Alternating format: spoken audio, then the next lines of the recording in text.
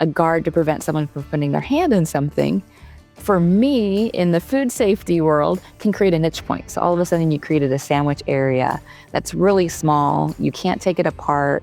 It's hard to clean, and bacteria, you can't see it, can get in there and grow this happy environment and create a biofilm, which is hard to clean, and then can, over time, if it's not cleaned and maintained, cause contamination in food. Welcome to the Canary Report, the podcast where risk leaders, safety professionals, and operational executives come for real-world stories and smarter strategies to keep people safe. I'm your host, Michael Zhao. In each episode, I sit down with exceptional leaders who are transforming how risk and safety are managed. Whether you're a leader of a nationwide EH&S program in a high-risk industry, or you champion workplace safety across 200 retail locations, this podcast is for you. Let's get into it. Welcome to the Canary Report, the podcast where risk leaders, safety professionals, and operational executives come for real-world stories and smarter strategies to keep people safe. I am your host, Michael Zhao, the founder and CEO of Yellowbird.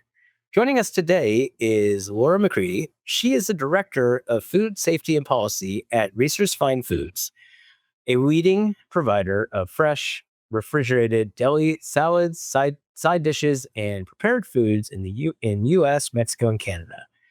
I would first like to tell you all the wonderful reasons why we should take her seriously and listen to all the wisdom that she has to share with us. Hard to believe, but Laura has over 20 years of experience in food safety and quality assurance. She's become a trusted voice in food safety. She leverages deep expertise in both food science, regulations, data analysis, and ensures consumer protection and food safety excellence.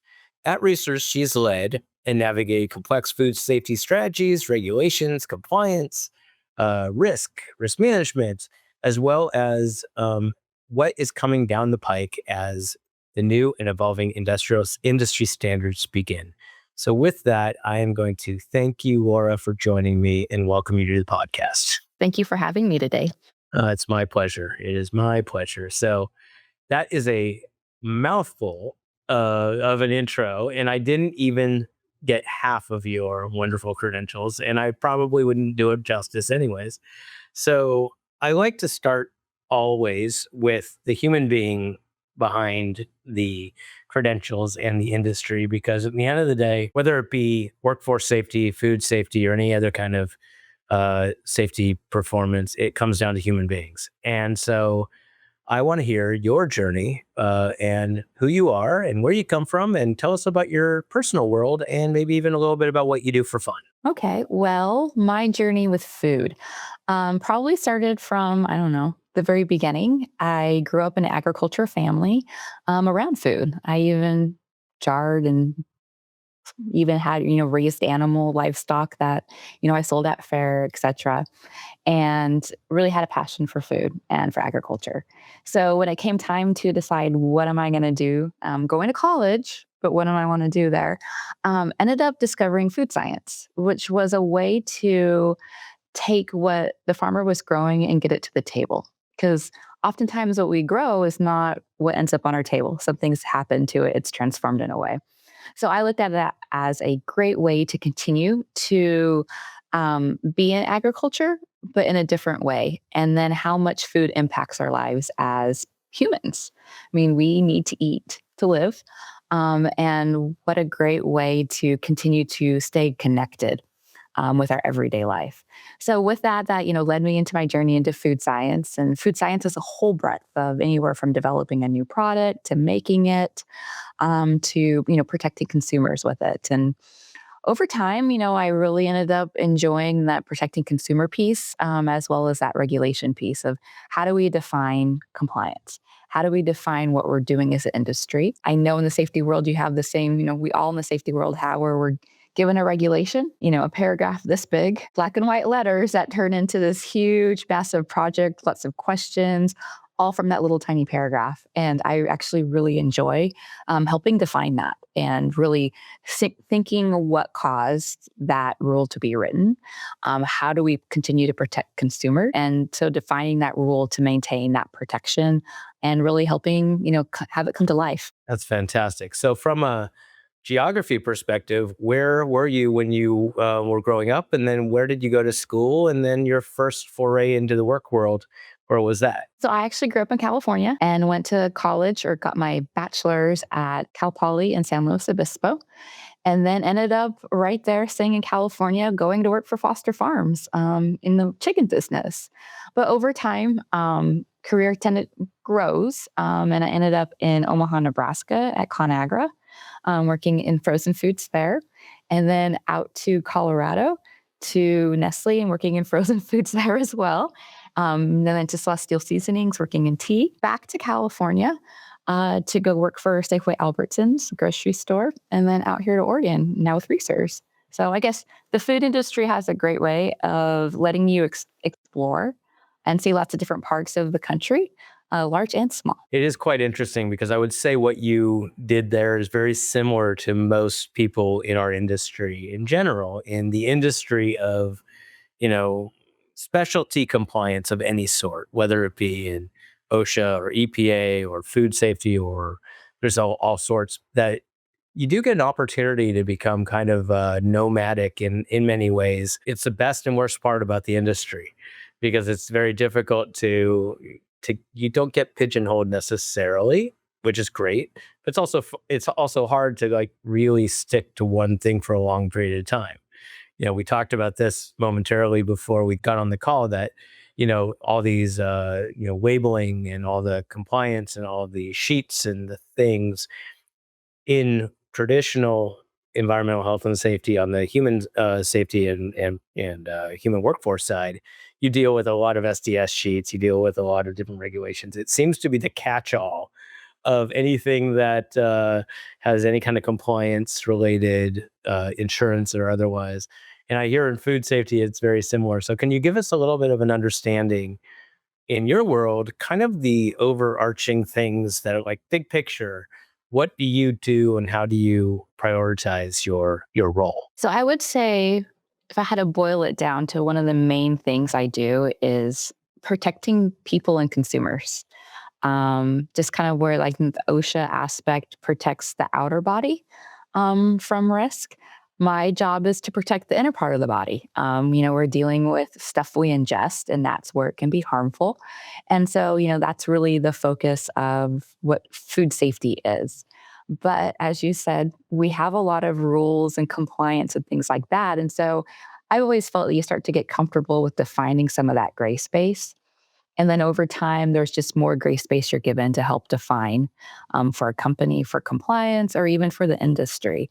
And that's honestly where I love to be, helping to figure out how we define it to maintain consumers' trust and health and safety is really important. But that's my sweet spot. I really do enjoy that, which has allowed me to, be in food safety and work on food safety culture. So how do we get our employees to understand how they interact with the food safety every day, and even more than just at work, but at home? And how many people out there in this world trust us to be making safe, wholesome food?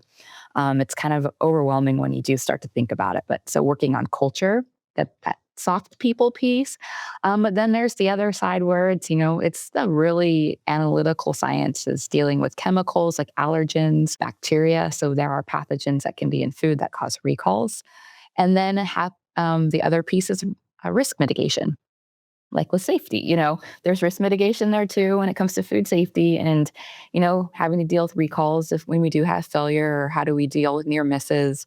And so all of these things really are a hodgepodge. I don't want to call it a junk drawer, but there are a lot of things that get tossed at us that I think as safety professionals, we learn how to juggle these different balls and how to interpret that gray space, move our hats around. So all of a sudden we're focusing on this 1 minute, something shifts. Okay, how I'm going to focus on this, and really creating those strategies around definition and protection. It's so interesting because if you think about what that is comprised of, that so many things that need to be controlled before they're controlled. And so, you need to make sure that the ingredients are well managed, that the process of evaluating quality of the sub ingredients is solid.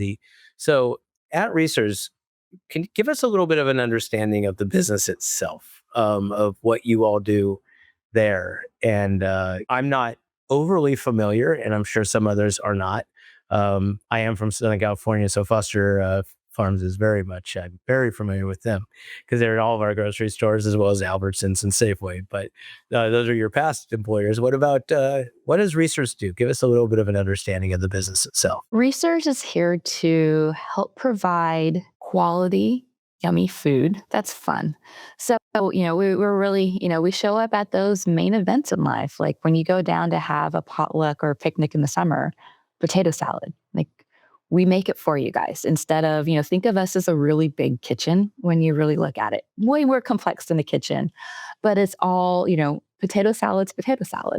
But what we want to do is provide that delicious potato salad that's convenience that you guys, consumer can just pick up, enjoy without having to worry about, I've got all these pots and pans at home I need to clean up because, I made the potato salad or all these ingredients I need to buy. And with that, that's where a lot of, we deal with supplier management a lot because we do buy a lot of different ingredients.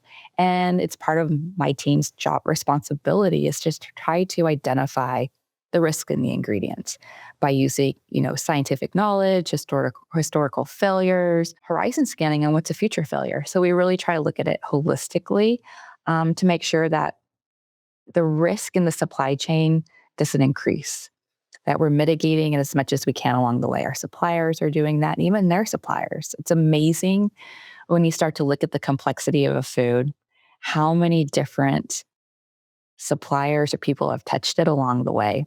It's like something simple as like a bag lettuce that shows up at your, egger store on your table. It someone grew it and then someone picked it and someone washed it, someone chopped it up, someone put it in a bag.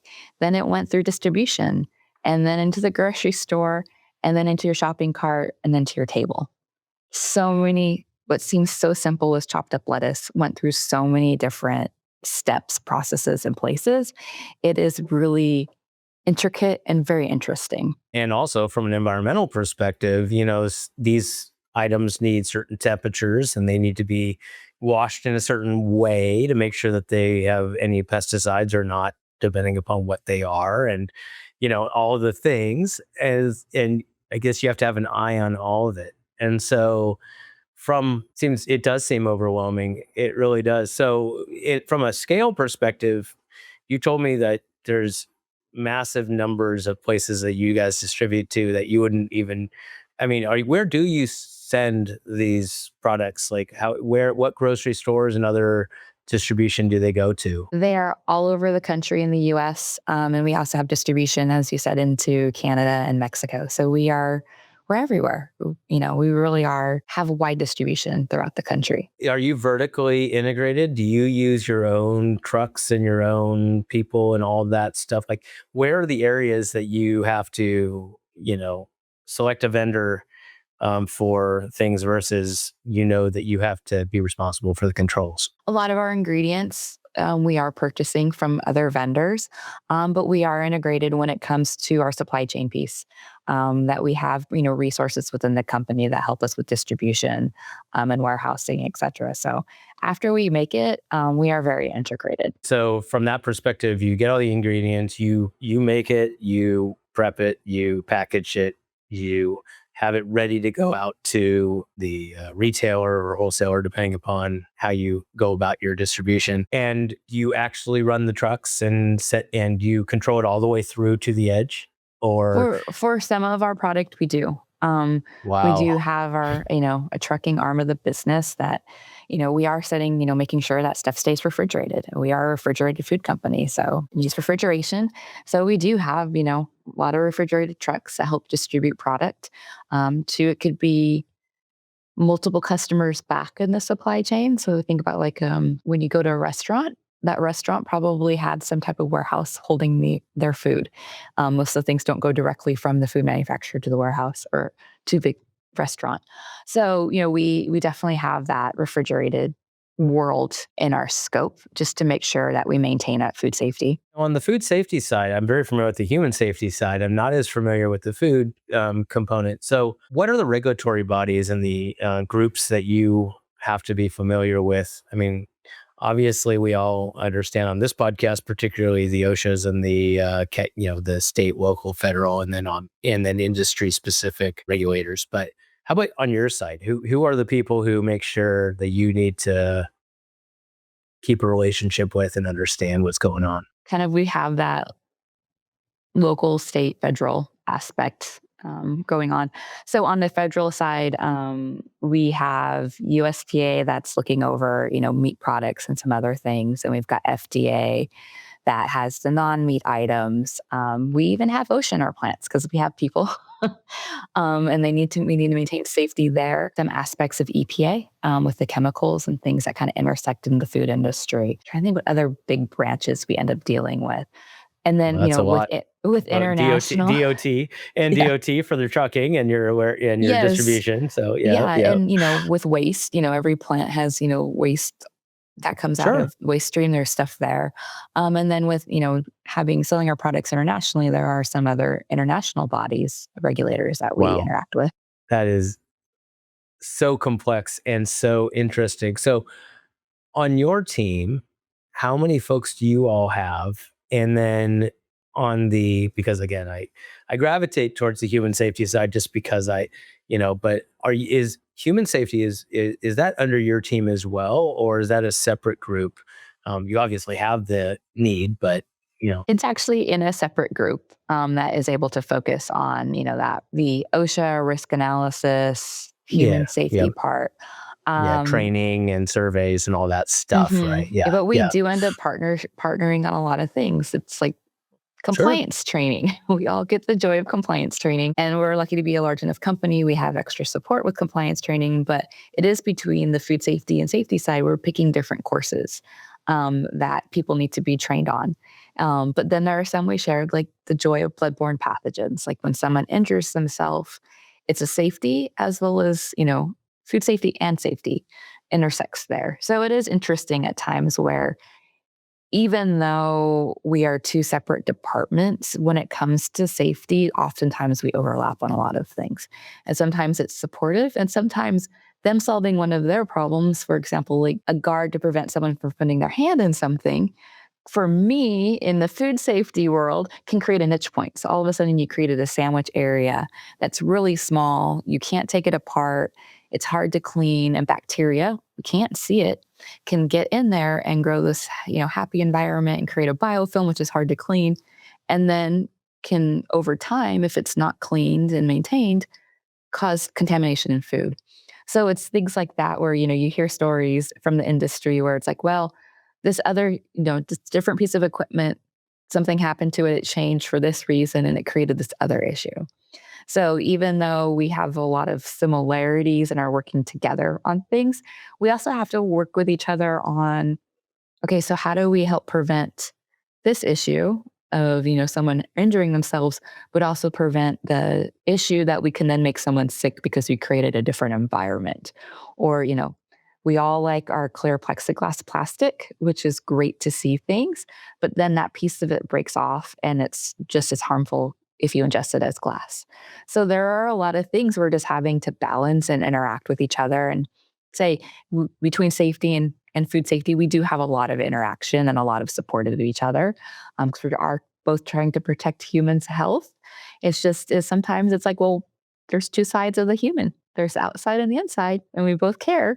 So how do we help with it and support each other? Wow, I never even considered some of these examples you just gave, and they're so understandable. They really are. I mean, you can see so clearly how good intentions could end up having an unintended consequence. A lot of the times that I'm on this podcast, I talk about how quality and safety are one and the same.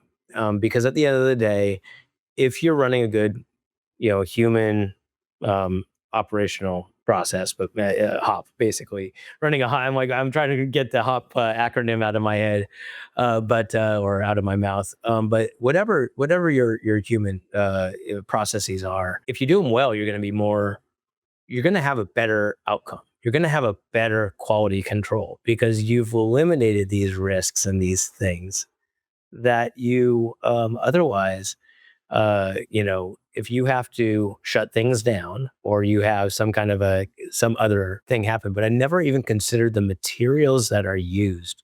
Like machine guarding is a very common and challenging thing to not affect people's ability to do their job effectively while keeping them safe and so forth, even on a lockout tagout. So let me ask you this, interestingly enough.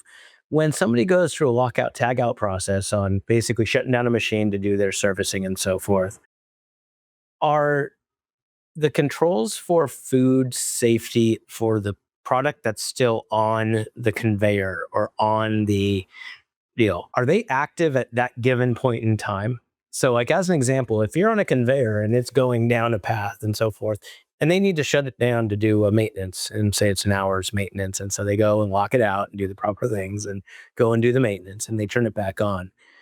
Are the items being monitored during that duration of time that are stopped?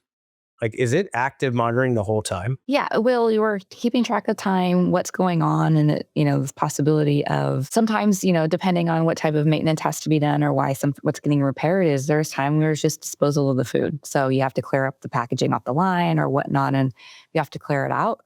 Other times, if it's just, for some reason it's further upstream, we are paying attention to the temperature of the area, how long it's sat, are things covered, how is it exposed? So that's constantly part of that downtime. It's not always just the equipment being down, but it's also that part of it.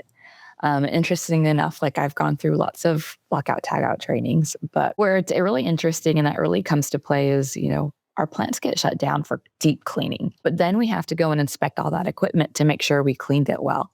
And for a food safety professional, lockout tagout is important because we're crawling all over that equipment to make sure it's clean. And so the last thing we need is, to be, I guess, checking a meat grinder, which, is much larger than us and not have, things locked out correctly. And there could be a lot of damage. But it is very interesting where both of the worlds intersect so often in so many different ways. I'm even, as soon as I step foot into a facility, I have safety rules I have to follow to protect myself, just like everyone also has to follow what we call GMPs, which are good manufacturing practices that help with maintaining the safety of the food from humans. It's like wearing a hairnet, making sure you wash your hands and doing all of those actions are similar to, some of the programs you guys have to make sure things stay safe. We do a massive amount of surveys and trainings, particularly for lockout tagout. And I never actually considered the food safety side of the house as something that we should focus on and again, I have no idea if you're a customer or not, but maybe we should talk about training folks on lockout tagout for your food safety programs. But it's such an interesting statement because you're right. There is, when you are doing that. Now, technically, when you're doing that, are you all doing like industrial like sampling, like industrial hygiene, taking swabs and so forth and sending them to a lab? Is that how that's done? I mean, like from a technical perspective, how are you determining the level of hygiene or whatever the thing you're looking for? Most of the food industry will have what we call an environmental monitoring program, where we are looking at the cleanliness of the facility and the equipment. And it can be done with different swabbing methods. So you have ones where you're looking for different bacteria, some that just look for presence of protein or cleanliness and gives you, rapid response right then and there to know if something's clean. And so we've got that going on. Also, part of that is inspecting equipment. It's an organo inspection too, where you're sitting there, you're feeling, you're smelling, you're looking, you've got a flashlight out there, and you're just checking how clean it is. And I will say many of those plants are much cleaner than our home kitchens because I don't think any of us go around with, swabs or things like that to see what bacteria is living, in places. We're even looking at like how clean are our drains staying clean. So we really do, as food manufacturers, do a really thorough cleaning as an industry in those plants to make sure we maintain food safety. Yeah, I mean, you're just a giant kitchen, and at the end of the day, it's super impressive. I never, it's why I love doing this podcast. You learn so much. So going back to your family, when you were growing up, and you were part of, you did all of the livestock and other things, the farm to table and all that fun stuff. Were your parents in the industry, or did you happen to just live in an area that was more rural that you could do this stuff? The family, like my father's side of the family, was in agriculture. So it was one of those I was, kind of born into it. By the time I joined the family started growing flowers, but they had been growing vegetables.